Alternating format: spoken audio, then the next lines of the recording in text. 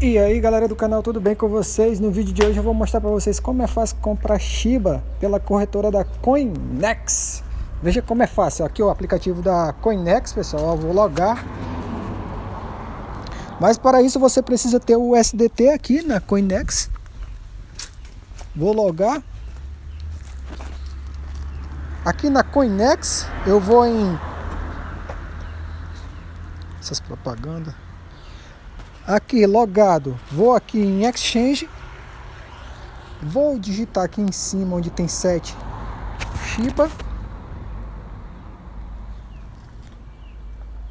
Aqui eu vou marcar USDT e aqui aparecem as opções Shiba USDT, Shiba USDC. Eu vou marcar aqui USDT e aqui, pessoal, já escolhi a moeda Shiba barra USDT.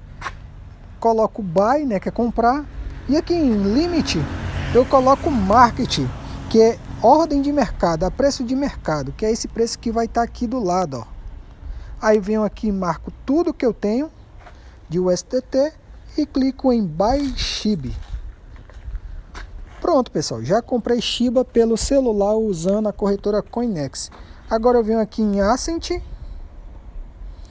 e aqui, pessoal, eu vou mostrar para vocês, eu vou marcar aqui, ó, Ride Small, que significa esconder pequenos, né? E aqui já vai mostrar o quanto eu tenho de O3 e quanto eu tenho de Shiba. Então, pessoal, é assim que faz compra de Shiba pela corretora Coinex.